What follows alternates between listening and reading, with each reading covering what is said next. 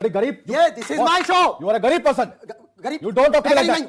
तू गरीब है? मैं गरीब नहीं हूं। फुटपाती। बीपीएल से ऊपर आता हूं, मैं गरीब नहीं हूं। What is BPL? बंगलो है मेरा वहां पे यूपी में। आप आगे देखिए, आप क्या बकवास कर रहे हैं? बकवास नहीं कर रहे मैं। हट चुप। तू रुक। बिल्कुल चुप। तू रुक अभी। हाँ रुके हुए हैं, देखते क्या करता है। रुके हुए हैं हम, बैठे हैं यहाँ पे, क्या कर रहा है? हाँ डरता उड़ता थोड़ी, हम किसी के बाप से नहीं डरते। ये तुझे अपनी फेवरेट कॉकटेल पिलाऊंगा। टीपू सुल्तान की तलवार से नींबू काट रहे हो? 2.25 करोड़ में खरीदी है, मेरी है। पॉडकास्ट रिपब्लिक, जहां हर भगोड़ा महात्मा बन जाता है। विजय माल्या, वो नाम जो कभी चोरों की लिस्ट का चेयरमैन था, अब एक पॉडकास्ट के माइक के सामने बैठकर लेजेंड बन गया है। अब सवाल ये नहीं है कि विजय माल्या ने घोटाला किया या नहीं, सवाल ये है कि एक डिम लाइटेड स्टूडियो, एक क्लूलेस पॉडकास्टर और एक रिहर्स्ड फ्रॉडस्टर मिलकर कैसे नेशनल मेमोरी को मैनिपुलेट कर लेते हैं। और audience, so inspiring sir, feeling sad for him. I will broke my FD to support him sir. बस यही इंडिया है 2025 का, जहां पॉडकास्ट माइक पे आओ और सारे गुनाहों का डिजिटल गंगा स्नान हो जाता है। 6 महीने पहले ललित मोदी आया, अब विजय माल्या आया, अगली कड़ी में नीरव मोदी या सीजनल फिनाले में मेहुल चोकसी के रोने की उम्मीद रखो। नमस्कार, मैं हूं रानू सिंह और आप देख रहे हैं द पैम्फलेट। विजय माल्या एक ऐसा नाम जिसको इंडिया में हर कोई याद करता है, एक भगौड़ा, एक लोन डिफॉल्टर और एक पार्टी लविंग बिजनेसमैन के रूप में। ये वही आदमी है जो 7 करोड़ का लोन लेकर यूके भाग गया, जिसके एम्प्लॉयज को सैलरी तक नहीं मिली और जिसकी एयरलाइन के क्रैश होने के बाद भी उसकी शैंपेन पार्टीज चालू रही। लेकिन 9 साल बाद माल्या एक नया एवतार लेकर आया है, एक पॉडकास्ट के माइक के सामने बैठकर। उसने राज शमानी के पॉडकास्ट में अपनी कहानी सुनाई और सोशल मीडिया पर लोग बोलने लगे he was misunderstood. Respect sir, legend. मतलब एक पॉडकास्ट और पूरा नरेटिव बदल गया। अब वो फ्रॉड नहीं, एक बेचारा बन गया है जिसको सिस्टम ने गलत समझा।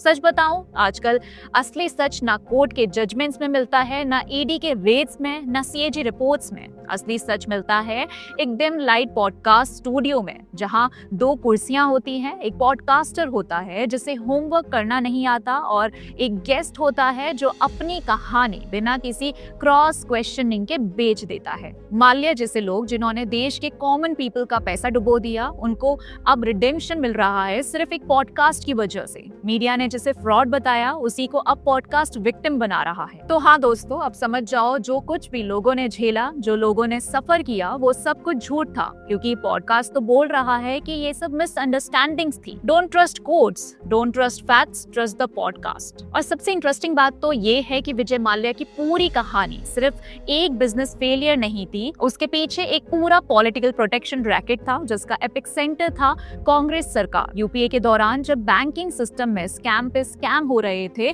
तभी विजय माल्या जैसे लोगों को लोन पे लोन मिलते रहे। ना कोई स्क्रूटनी थी, ना कोई कोलेट्रल चेक, सिर्फ नाम और कनेक्शन के बेसिस पर हजारों करोड़ रुपए पब्लिक बैंक से दे दिए गए।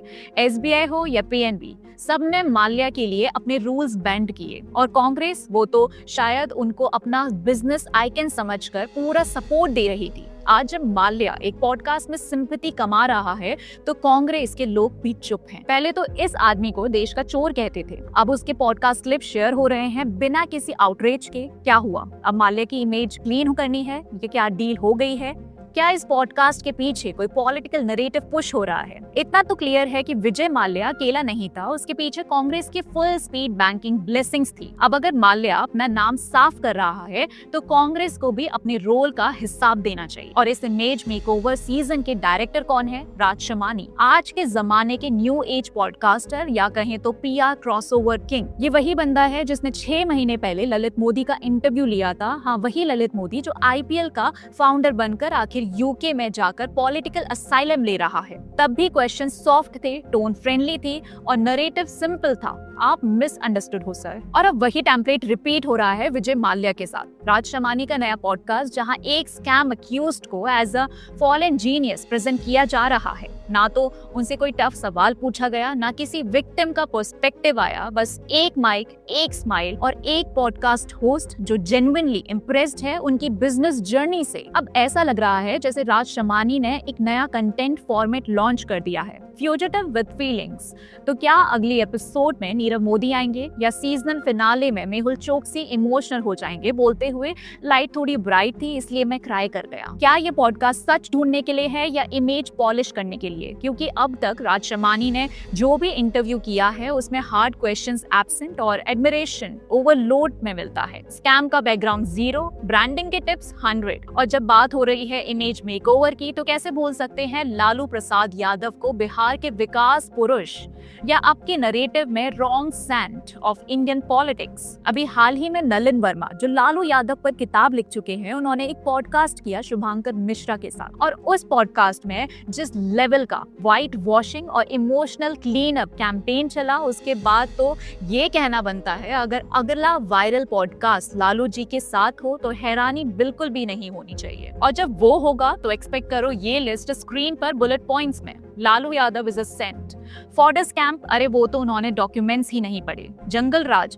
नहीं भाई बस मीडिया का प्रोपेगेंडा था, साधु यादव और शाहबुद्दीन ने जो भी किया लालू जी का क्या लेना देना, लैंड फॉर जॉब्स कैंप गरीबों की मदद थी और बिहार उन्होंने तो जापान बना दिया था। कोई ऑस्कर की जरूरत नहीं है, पॉडकास्ट माइक मिल गया है बस वही काफी है। और इस नए नरेटिव में लालू जी एक सोशल जस्टिस वॉरियर हैं जिनके साथ पूरा सिस्टम अनफेयर हो गया, मतलब जिन्होंने खुद बिहार को क्रिमिनल पॉलिटिक्स का एपिसेंटर बना दिया आज वो पॉडकास्ट के माध्यम से क्लीनेस्ट लीडर बनने जा रहे हैं। ऐसा लगता है जैसे एक नए इंडिया में कोर्ट नहीं, सीबीआई नहीं, हिस्ट्री भी नहीं, इमेज का सच बस पॉडकास्ट डिसाइड करेगा। और अब समझो कि ये काम कैसे हो रहा है। पहले जो काम बॉलीवुड बायोपिक्स किया करती थी अब वही रोल संभाल लिया है पॉडकास्ट ने। सेम गोल, क्रिमिनल्स को हीरो बनाना, बस बजट कम हो गया है और रीच ज्यादा। ना सेट्स की जरूरत, ना स्क्रिप्ट क्लियरेंस की टेंशन, एक माइक, एक सॉफ्ट फोकस लाइट और एक होस्ट जो बस सर हिला रहा हो और पब्लिक को लगता है सच तो यही है। पहले हमें याद है कैसे संजू फिल्म में संजय दत्त के ड्रग एडिक्शन और गन चार्जेस को एक इमोशनल रिडेम्पशन स्टोरी बना दिया था। अब वही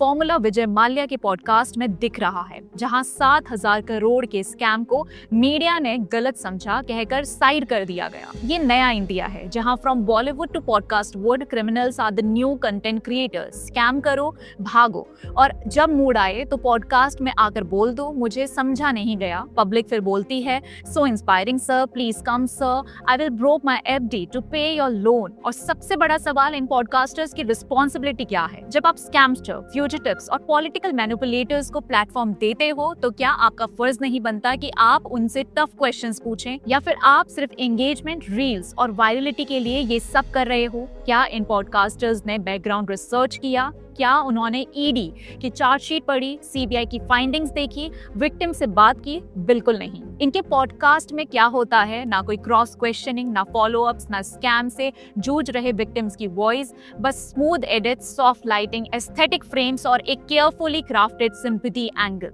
और सबसे दर्दनाक बात, पब्लिक मेमोरी हार गई है और पीआर मशीनरी जीत गई है। जो लोग इस देश को लूट कर भाग गए, जो करप्शन के पोस्टर बॉय थे, उनको आज फिलोसफर, विजनरी, विक्टिम बनाया जा रहा है। क्यों? क्योंकि उन्होंने एक पॉडकास्ट में थोड़ा फिलोसफिकल बोल दिया है, थोड़ा गिल्ट दिखाया, थोड़ा कैमरा एंगल सॉफ्ट कर दिया और पब्लिक ने तुरंत माफ भी कर दिया, इंस्पायर हो गई। और आज के दौर में truth does not matter, narrative matters. और ये नरेटिव बन रहा है पॉडकास्ट माइक के सामने। और जब इमेज मेकओवर का फुल पोटेंशियल समझ में आ गया तो पॉलिटिशियंस भी इस गेम में आ गए। जनवरी 2025 दिल्ली के इलेक्शन के बिल्कुल पहले अरविंद केजरीवाल ने भी पॉडकास्ट दिए। टाइमिंग परफेक्ट थी, नरेटिव रेडी था, जेल का एक्सपीरियंस, इमोशनल ब्रेकडाउन, भूख की कहानी, सब कुछ था। लेकिन क्या पॉडकास्ट में लिकर स्कैम का जिक्र हुआ? एक्साइज पॉलिसी, शेल कंपनीज, हवाला ट्रायल, किसी पर एक भी सवाल? बिल्कुल नहीं। बस एक इमोशनल ट्रैक, जेल में सब्जी थी, भूख लगी थी, पर मैं फाइट कर रहा हूँ। मतलब फैक्ट्स की जरूरत नहीं थी। Tears were trending and sympathy was the strategy. वो पॉडकास्ट कोई इंटरव्यू नहीं था, एक प्री इलेक्शन पीआर कैंपेन था और पब्लिक ने वो भी असली समझ लिया। आजकल जो नरेटिव बन रहा है उससे तो लगता है कि हिस्ट्री ही गलत थी। जिस चीज को हम स्कैम, करप्शन या फ्रॉड समझते थे, वो सब तो बस मीडिया की गलत कहानियां थी। जैसे फॉर्ड स्कैम, अरे वो तो बिहार की काउ बेस्ड इकोनॉमी को अपलिफ्ट करने के लिए किया गया था, रिवॉल्यूशनरी फाइनेंशियल मॉडल था। लालू यादव ने तो देश को एग्रीटेक में ले जाना चाहा था, बस बीच में कुछ लाख करोड़ इधर उधर हो गए।